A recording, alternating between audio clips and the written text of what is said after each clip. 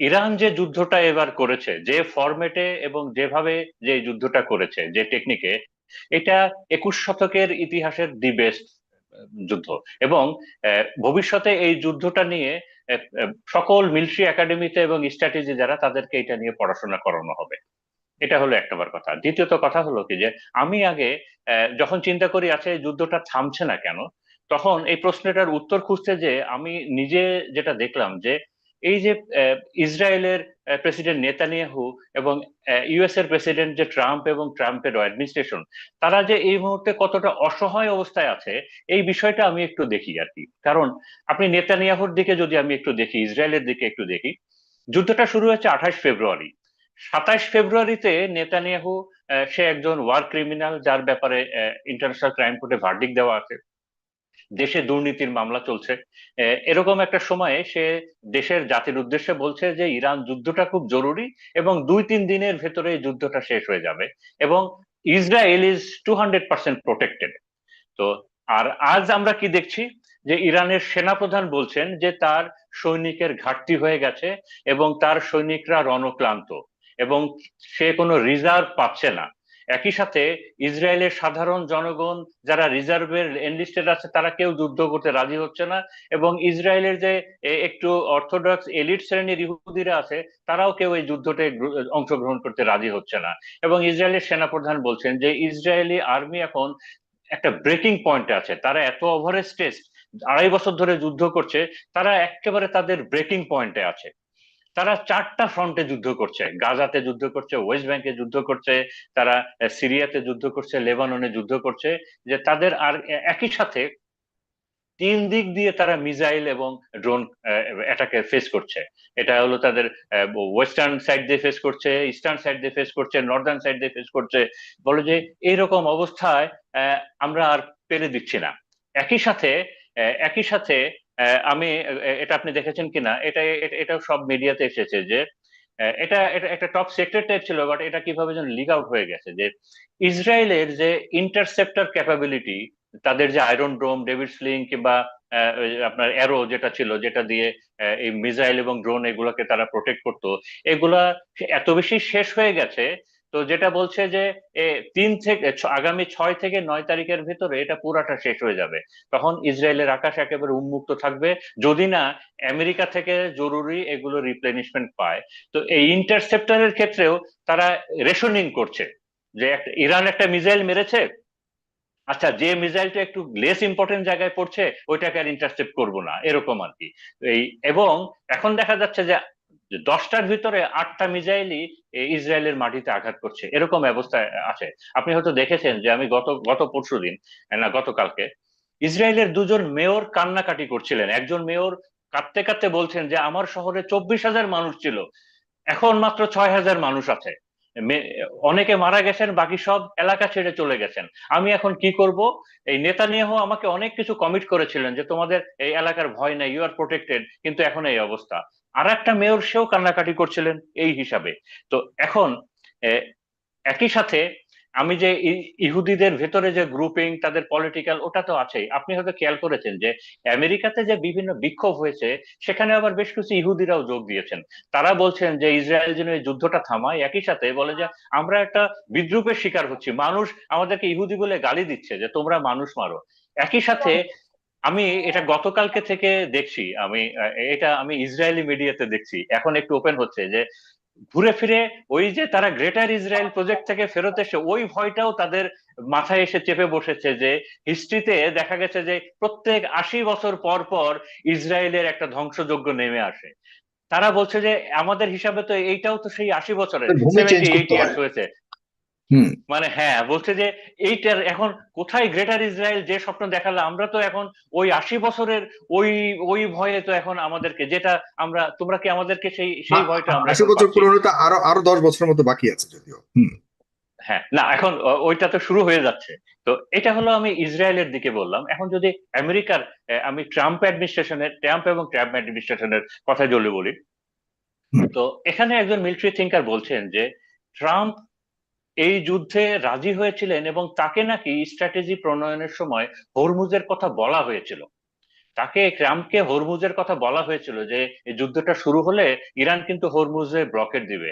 Trump এটাকে নাকি পাত্তা দেয় নাই, এবং ট্রাম্প অ্যাডমিনিস্ট্রেশনও পাত্তা দেয় নাই। বিশেষ করে ট্রাম্পের যে জামাতা আছে, তারপর যে মার্কো রুবিও ডিফেন্স মিনিস্টার, হেডসেক, এরা পাত্তা দেয় নাই। কারণ এদের এটা ছিল যে হরমুজ ব্লকেট দিয়ে করবে কি, আমরা তো 2 দিনের ভিতরে যুদ্ধ শেষ করে দিচ্ছি। থার্ড ডেতে, তৃতীয় দিনে তো ট্রাম্প ল্যান্ড করবে তেহরানে, এবং তেহরানের লোক নাকি ট্রাম্পকে ফুলের মালা দিয়ে বরণ করবে। মানে এইভাবে বলা ছিল। এই কারণেই বলছে যে ট্রাম্পকে নিষেধ করা হয়েছিল, তাদেরকে ওয়ার্ন করা হয়েছিল হরমুজের ব্যাপারে, কিন্তু কিন্তু ট্রাম্প এটা শোনে নাই। এখন মিলিটারি থিঙ্কাররা বলছে যে ট্রাম্প এখন আহ, তার কোনো অবজেক্টিভ না ইরান যুদ্ধ না, সে একটা স্ট্র্যাটেজি চাচ্ছে সবার কাছে, which is a alternative to defeat.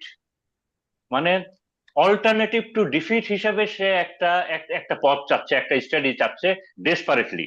তো কিন্তু ভয়ের জায়গাটা হলো, এখানে আমেরিকান জেনারেলরা এবং অন্যরা বলছেন যে ঠিক আছে, তুমি একটা অল্টারনেটিভ টু ডিফিট একটা জিনিস চাচ্ছ, বাট একই সাথে ভয় যেটা হচ্ছে তুমি যুদ্ধটাকেও এসকালেট করছো।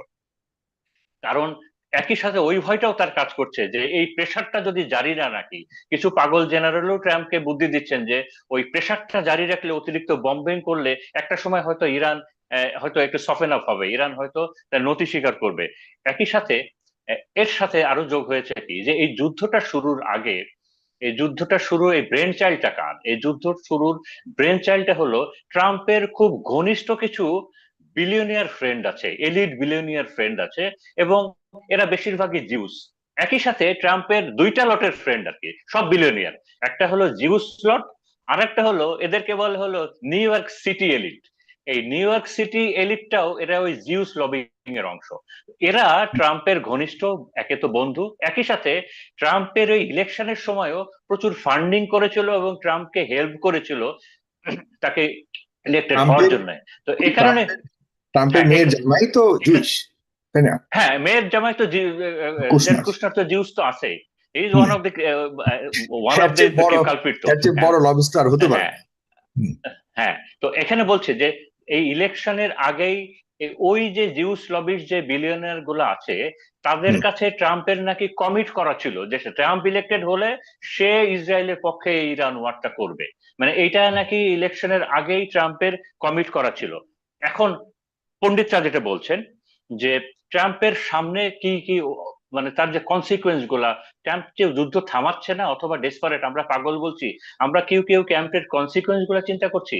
বলে যে ট্রাম্পের যে কনসিকুয়েন্স গুলা হবে, এখন সে কংগ্রেসকে বাইপাস করেছে, দেশে বিক্ষোভ হচ্ছে, অ্যাপিস্টেন্ট ফাইল আছে, এই মিড টার্ম ইলেকশন আছে, এবং শুধু বলছেন যে এত কিছুর পরেও ট্রাম্প মেবি ও একটা প্রথম প্রেসিডেন্ট হবে যে জেলে থাকবে। এবং এর সাথে যোগ করেছেন যে যদি মিরাকলি ট্রাম্পের লাক খুব ভালো হয় এবং ট্রাম্পের এই গভর্নমেন্টটা যদি ইমপিচমেন্টের টিকে যায়, টিকে গেলেও কি চেঞ্জ হবে, বলছেন যে টিকেও যদি যায়, তাহলে ট্রাম্পের যে চেঞ্জটা হবে, এই ট্রাম্প অ্যাডমিনিস্ট্রেশনটার একটা বিশাল চেঞ্জ হবে। কারণ ট্রাম্প এই যুদ্ধর এইটা থেকে সেই মেক আমেরিকা গ্রেট এগেন ওই প্রজেক্টে ফেরত যাবে, এবং এই প্রশাসনের অনেকে বাদ পড়বেন। এই যে তার মার্কো রুবিও, তার এটা ফেইলুর হলে, তারপরে immediate after failure he has to face the trial of the allegations, allegation of কি অ্যাবস্টেইন, তো হ্যাঁ, অ্যাবস্টেন অ্যাবস্টেইন, ফেল। না, হ্যাঁ, আপনি অ্যাবস্টেইন, যেটা বললেন অ্যাবস্টেইন এটা তো ফাইল। Absolutely correct. সো আপনি হি, যেটা বললেন ওটা অ্যাবসলিউটলি কারেক্ট। হ্যাঁ, আমি জাস্ট একটা হি ওটা হ্যাজ টু যেটা ফেস যেটা বললেন also that absolutely one, yeah. Correct. আপনি যেটা বললেন ওটা অ্যাবসলিউটলি কারেক্ট। তারপরে বলছে যে যদি এগুলো থেকেও সে কোনো রকমের টিকে যায় এই ট্রাম্প গভর্নমেন্টটা, তার এই ট্রাম্প প্রশাসনের এত বেশি রদবদল করতে হবে যে তার এই যে ডিফেন্স মিনিস্টারকে বাদ দিতে হবে, তার পররাষ্ট্র মন্ত্রীকে বাদ দিতে হবে, মার্কো রুবিওকে বাদ দিতে হবে, অনেককে বাদ দিতে হবে। তো তার মানে এই যাদেরকে বাদ দিতে হবে, এই সম্পূর্ণ পার্টিটাই শেষ চেষ্টা করার জন্য ট্রাম্পকে একটা পুশ দিয়ে যাচ্ছে। একই সাথে, একই সাথে ট্রাম্প হলো, আমি যে একটু আগে যেটা বলেছিলাম যে এই হরমুজটাকে বাদ দিয়ে হলেও সে যে কোনো ভাবে এই যুদ্ধটা শেষ করতে চাচ্ছে, এবং একটা ফাইনাল পাঞ্চ হিসাবে সে তার ডেসপারেট এই অ্যাটেম্প গুলা করে যাচ্ছে। বাট পণ্ডিতরা যেটা বলছেন যে এভাবে কখনোই তার অবজেক্টিভ হবে না, এবং এভাবে কখনো শেষও হবে না।